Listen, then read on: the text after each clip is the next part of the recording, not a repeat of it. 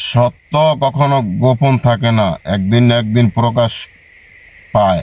দেখেন, স্বৈরাচারী হাসিনা সিলেটের বিএনপির নেতা ইলিয়াস আলীকে যেভাবে গুমের পর হত্যা করেছে, বেরিয়ে আসলো তার আসল তথ্য। দেখেন, মেজর জেনারেল জিয়াউল আহসানের নেতৃত্বে একটি কিলিং স্কোয়াড বিএনপির সাংগঠনিক সম্পাদক এম ইলিয়াস আলীকে গুম করার পর হত্যা করে। হত্যার পর খুনিচক্রটি ইলিয়াস আলীর লাশ যমুনা নদীতে ফেলে দেয়। আর এই গুম ও হত্যার নির্দেশদাতা ছিলেন তৎকালীন প্রধানমন্ত্রী শেখ হাসিনা।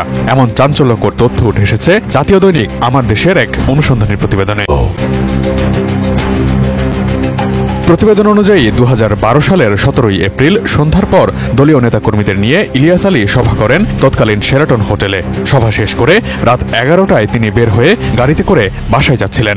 অপহরণের লক্ষ্যে মেজর জেনারেল জিয়াউলের নির্দেশে শেরাটন থেকেই ইলিয়াসকে অনুসরণ করছিলেন র্যাবের সদস্য সার্জেন্ট তাহেরুল ইসলাম। তাকে চিহ্নিত করেছে আন্তর্জাতিক অপরাধ ট্রাইব্যুনালের তদন্ত টিম। আন্তর্জাতিক অপরাধ ট্রাইব্যুনালে 164 ধারায় তাহেরুল স্বীকারোক্তিমূলক জবানবন্দি দেন।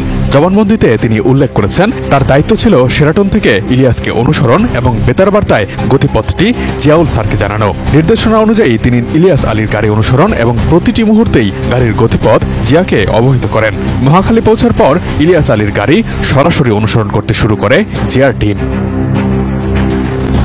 মহাখালী জলখাবার হোটেলের অদূরে বনানীর 2 নম্বর সড়কে ইলিয়াসের গাড়িকে ধাক্কা দিয়ে থামানোর পর ড্রাইভার আনসার সহ ইলিয়াস আলীকে অপহরণ করে জিয়ার টিমের সদস্যরা। এরপরেই জিয়া তাহেরুলকে বলেন, তোমার ডিউটি শেষ, চলে যাও। নির্দেশনা অনুযায়ী দায়িত্ব শেষে ফিরে যান তাহেরুল।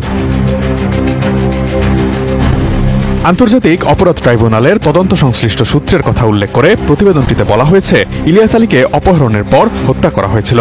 হত্যার পর তৎকালীন র্যাব কর্মকর্তা এবং পরবর্তী সময়ে সেনাবাহিনীতে পদোন্নতি পেয়ে মেজর জেনারেল হওয়া জিয়াউল আহসান অফিসে ফিরে স্বস্তি ও আনন্দ প্রকাশ করে বলেছিলেন, আজ বড় একটি অপারেশনে সাকসেসফুল হলাম, শেষ করে তাকে যমুনা নদীতে ফেলে দিয়ে এসেছি।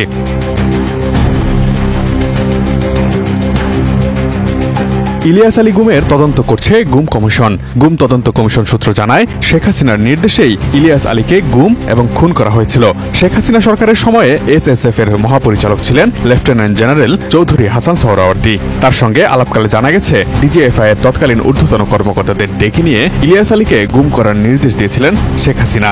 অথচ পরবর্তী সময়ে ইলিয়াস আলীর স্ত্রীকে ডেকে এনে নাটকও করেছিলেন তিনি। 2 পুত্র ও শিশুকন্যাকে গণভবনে ডেকে সন্তানদের মাথায় হাত বুলিয়ে সান্ত্বনা দিয়ে শেখ হাসিনা বলেন, অভ্যন্তরীণ রাজনৈতিক বিরোধের জেরে বিএনপি চেয়ারপারসন বেগম খালেদা জিয়ার নির্দেশেই ইলিয়াসকে অপহরণ করা হয়েছে। শেখ হাসিনার সঙ্গে সাক্ষাতের পর ইলিয়াস হোসেনকে পাওয়া যেতে পারে এমন কথা বলে একবার গাজীপুরের পুবাইল, আরেকবার মৌলভীবাজারের কুলাউড়া থেকে ফোন আসতে থাকে তার পরিবারের কাছে এবং অভিযানও চালানো হয়। কিন্তু পরে তার পরিবার জানতে পারে তাদেরকে বিভ্রান্ত করতেই এসব পরিকল্পিতভাবে করা হয়েছে। বিএনপির সাংগঠনিক সম্পাদকের পাশাপাশি সিলেট জেলা বিএনপির সভাপতি ছিলেন এম ইলিয়াস আলী। সাবেক এই ছাত্রনেতার নেতৃত্বে ভারতের টিপাইমুখে বাঁধ দিয়ে সুরমা ও কুশিয়ারা নদীর পানি প্রবাহে বাধা সৃষ্টির প্রতিবাদে তখন সিলেটে তীব্র আন্দোলন গড়ে উঠেছিল।